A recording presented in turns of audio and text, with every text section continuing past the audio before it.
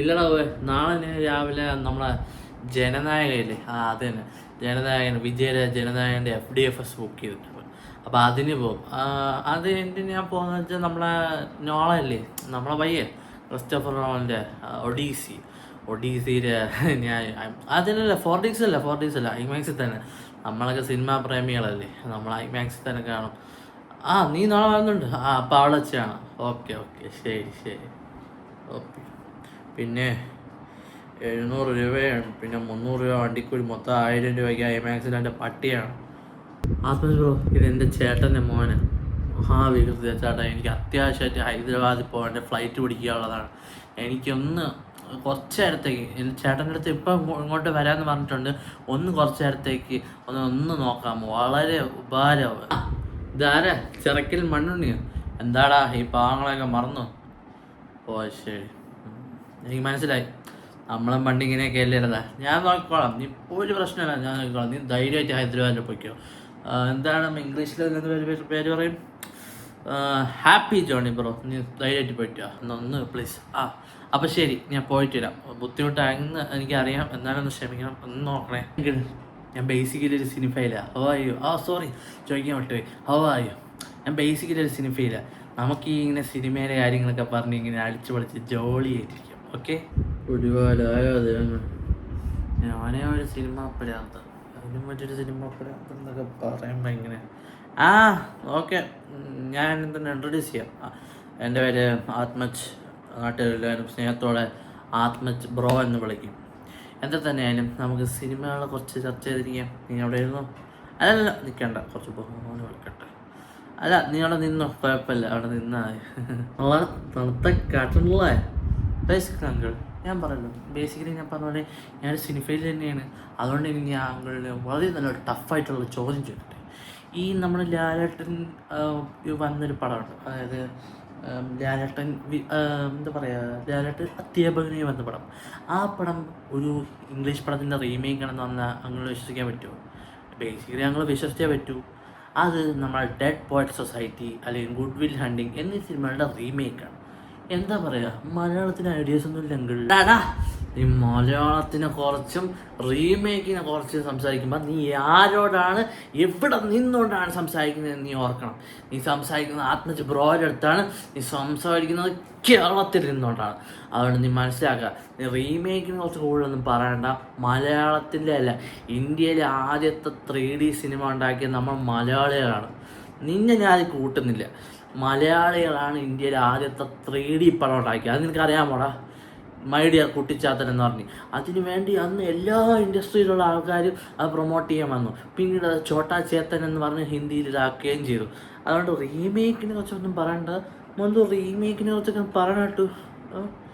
ഞാൻ ബോളിവുഡിനെ കുറിച്ചൊന്നും പറയട്ടെ. ബോളിവുഡിന് വേറെന്തോ പേരാണ് ഇപ്പോൾ. ഞാൻ പറയണോ വേണ്ടല്ലേ? എൻ്റെ മോൻ്റെ ദൈവമേ, ഇതെന്തോ ബാധയായി പോയല്ലേ. എന്താ ചെയ്യുക, ആ തെണ്ടി ഹൈദരാബാദിൽ പോയത് ഹൈദരാബാദ് ബിരിയാണി എന്ന് സൂചിക്കുകയായിരിക്കും. എങ്ങനെയെങ്കിലും ഇവനെ ഒഴിപ്പിക്കണം. ഒഴിപ്പിച്ചേ പറ്റൂ. എന്തെങ്കിലുമൊക്കെ സിനിഫൈൽ സാധനം പറയണം. എന്നെ സിനിഫൈൽ മുത്തപ്പ എന്നെ രക്ഷിക്കൂ. അങ്ങളെ ഞാൻ ചോദ്യം ചോദിക്കട്ടെ. എന്താണ് ഈ സിനിഫൈൽ മുത്തപ്പൻ? എനിക്കറിഞ്ഞൂടെ. ഞാൻ ഈ കാട്ടുമുത്തപ്പൻ എന്നൊക്കെ കേട്ടിട്ടുള്ളൂ. Uncle, next question for you. ഈ പട്ടണപ്രവേശം, അക്കരെ ഈ സിനിമകളൊക്കെ എടുത്തത് നമ്മുടെ സത്യനന്ദിക്കാടാണോ അതോ പ്രിയദർശനാണോ? എനിക്കറിയില്ല, അതുകൊണ്ട് ചോദിച്ചാണ്. ഞാൻ ഈ പഴയ പടങ്ങളൊന്നും ഇങ്ങനെ ഫോളോ ചെയ്യാറില്ല, അതാണ് എൻ്റെ പ്രശ്നം. എനിവേയ്സ് അടുത്ത ചോദ്യം, ഇതും ബോണസ് ക്വസ്റ്റ്യൻ ആയിട്ട് എടുത്തു. അതായത് നമ്മുടെ ഈ ഇതില്ലേ, ഇത് അമിതാഭ് ബച്ചനാണോ ഏറ്റവും കൂടുതൽ പൊക്കം, അതോ അങ്ങനെ അഭിഷേക് ബച്ചനാണോ കൂടുതൽ പൊക്കം? Answer the question wisely.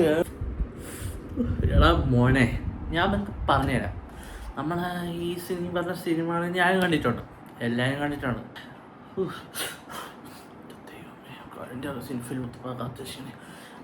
അതായത് ഞാൻ പറഞ്ഞുതരാം, എല്ലാം പറഞ്ഞുതരാം. അതായത് ഈ പ്രിയദർശനും സത്യനന്ദിക്കാട് കൊളാബറേഷൻ ചെയ്തിട്ടാണ് ഇപ്പം നിങ്ങൾക്ക് യൂട്യൂബിൽ ചെയ്യല്ലേ, അതുപോലെ കൊളാബറേഷൻ ചെയ്തിട്ടാണ് ഇപ്പോൾ നടത്തുന്നത്. ഓക്കെ, പിന്നെ നിന്റെ സിനിഫൈൽ മുത്തപ്പൻ, നീ കാട്ടു മുത്തപ്പനെ കാട്ടിട്ടുള്ള എടാ, നീ എത്ര ബാലരമേ സൂത്രനെ ശരി വായിച്ചു കളിക്കണം. എൻ്റെ അടുത്ത് കളിക്കരുതേ. പിന്നെന്തൊരു നീ എനിക്ക് ബോണസ് ക്വസ്റ്റ്യൻ തരാമെന്ന്. എൻ്റെ ബോണസ് ക്വസ്റ്റ്യൻ അമിതാഭ് ബച്ചനാണ് കൂടുതൽ പൊക്കം, അഭിഷേക് ബച്ചനാണ് കൂടുതൽ പൊക്കം, ഞാൻ തരണം മെഷർമെൻറ്റ് സ്കെയിൽ അവരെ പൊക്കം തന്നൊക്കെ.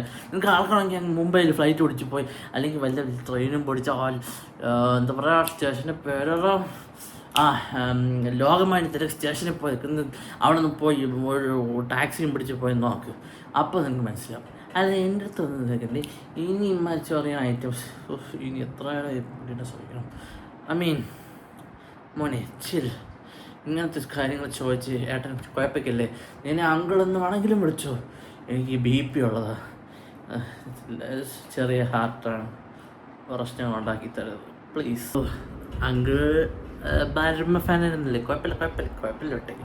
അങ്കിൾ വൺ ലാസ്റ്റ് ഫൈനൽ ചോദ്യം, എന്നിട്ട് ഞാൻ അവിടെ ഉണ്ടായിരുന്നോളാം. അങ്കിൾ പ്ലീസ് ഈ അങ്കിൾ, നമ്മുടെ റോബോ സിനിമയില്ലേ, അതായത് നമ്മുടെ എന്തിരൻ സിനിമ, ആ എന്തിരൻ സിനിമയിൽ അങ്കിൾ എത്ര വട്ടം കണ്ടിട്ടുണ്ടെന്ന്.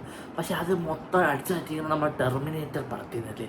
പിന്നെ നമ്മുടെ ഈ ചില ആക്ടേഴ്സ് ഉണ്ടല്ലോ, ഇങ്ങനെ തുഴഞ്ഞിങ്ങനെ പോലും, അതായത് അവർ പറയും എനിക്ക് അഭിനയിക്കാൻ വേണ്ടി ഞാൻ 9 മാസം അത് കഴിച്ചിട്ടില്ല, ഞാൻ ഡയറ്റിങ് ആണ്. അങ്ങനെ സിനിമ എന്നൊക്കെ പറഞ്ഞ ഒരു എത്തുമില്ല. അങ്ങനെ എന്നെയൊക്കെ കണ്ടുപിടി. സിനിമ എന്ന് പറഞ്ഞാൽ ഒന്നുമേ അല്ല, ഗെയിമാണ്, വീഡിയോ ഗെയിംസാണ് എല്ലാം. സിനിമയൊക്കെ പണ്ടേ ഒത്ത ഒരു കല, ആർട്ട് ഫോമായി പോയി എങ്കിൽ ജസ്റ്റ് ഒന്ന് അതൊക്കെ ഒരു എൻ്റർടൈൻമെൻ്റ് ഇല്ല. കുറേ എണ്ണം പറയുന്നുണ്ട് തിയേറ്ററിൽ പോയി ഒറ്റയ്ക്ക് ഇന്ന് സിനിമ കാണുന്ന എന്തോ വലിയ എൻജോയ്മെൻ്റാണ്. എനിക്ക് മനസ്സിലായില്ല. സിനിമയൊക്കെ പോയി ഇനി വീഡിയോ ഗെയിമുകളുടെ AI-യുടെ ഒക്കെ കാലമാണ്. അങ്ങനെ അത് മനസ്സിലാക്കുക. മോനെ, നീ പറഞ്ഞത് ഞാൻ ദേഷ്യപ്പെടാനും ഇറിറ്റേറ്റഡ് ആവാൻ വേണ്ടിയിട്ട് ആണെന്ന് എനിക്കറിയാം. പക്ഷെ ഞാൻ ഒരു കാര്യം പറയാം, ഈ സിനിമയെ നീ തൊട്ട് കളിക്കരുത്. ഈ വീഡിയോ ഗെയിം എന്നല്ല, AI എന്നല്ല, ഇനി ലോകത്തിൽ എന്ത് വലിയ ഇന്നോവേഷൻ വന്നാലും കുറേ വർഷങ്ങൾക്ക് മുമ്പ് 2 ആൾക്കാർ ഉണ്ടാക്കിയിരുന്ന മായാജാലമായിട്ടുള്ള സാധനമാണ് സിനിമ. അതിൽ വന്ന് പെട്ടവന്മാർ ഒരിക്കലും അതിനെ വിട്ടുപോയിട്ടില്ല. കാരണം ഞാൻ ഒരു സിമ്പിൾ വാക്യത്തിൽ പറഞ്ഞുതരാം, 10,000 രൂപ ശമ്പളമുള്ളവനും 1,00,000 രൂപ ശമ്പളമുള്ളവനും സിനിമയെ ഒരു ആശ്വാസമായിട്ടുള്ള ലഹരിയായിട്ട് കാണുന്നു. അതൊരു ദുശീലമേ അല്ല. സിനിമ കാണുന്ന ഏറ്റവും നല്ല മരുന്നാണ്. ഞാൻ പറയുകയാണെങ്കിൽ ഒറ്റയ്ക്ക് സിനിമ കണ്ട് തിയേറ്ററിൽ പോയി കണ്ട് അത് ആസ്വദിച്ച് ജീവിതത്തിലെ എല്ലാ വിഷമങ്ങളും മറക്കുന്ന ഞാൻ അടക്കമുള്ള എത്രയോ പേരുണ്ടെന്ന് നിനക്കൊന്നും അറിയില്ല. അത് എനിക്കറിയാം. ഇങ്ങനെ ഒരു കാലം വരുമെന്നും ഇങ്ങനെ ഒരു അടുത്ത വന്ന് എൻ്റെ അടുത്ത് ഇങ്ങനെ പറയുമെന്ന് എനിക്കറിയാമായിരുന്നു. അതുകൊണ്ട് തന്നെ ഞാൻ പറയണം, സിനിമ ഇസ് എൻ ഇമോഷൻ. അതുകൊണ്ട് നിൻ്റെ വീട്ടിൽ പോലെ അല്ലടാ എൻ്റെ വീട്ടിലേക്ക് ഇറങ്ങിപ്പോളാ, എൻ്റെ വീട്ടിൽ. അയ്യോ അമ്മേ നാരായണ. ഹായ് ഗൈസ്, സോ നിങ്ങൾക്ക് വീഡിയോ ഇഷ്ടപ്പെട്ടെന്ന് വിചാരിച്ചിരുന്നു. ഫേക്ക് സിനിമയിൽ നമ്മളെ ഫേക്ക് ചെറുക്കനൊക്കെയാണ് ഇഷ്ടപ്പെട്ടതെന്നായിരിക്കും. ആത്മജ് ബ്രോയുടെ പെർഫോമൻസ് ഇഷ്ടപ്പെട്ടത് എനിക്കറിയാം, നിങ്ങൾ പറയേണ്ട ആവശ്യമില്ല. നിങ്ങൾക്ക് തരാനും ഗൈസ് വീഡിയോ മാക്സിമം എല്ലാവർക്കും ഷെയർ ചെയ്യുക. കൂടുതൽ പേര് അറിയട്ടെ ഫേക്ക് സിനിമയിലെ ലീലാവിലാസങ്ങൾ. ആൻഡ് ലൈക്ക് ചെയ്യുക, ഷെയർ ചെയ്യുക, കമൻറ്റ് ചെയ്യുക. And guys don't forget to subscribe the channel. ഇനി ഒരുപാട് കിലോസ് വീഡിയോസ് വരാനുണ്ട്. അപ്പം ബൈ ഗൈസ്.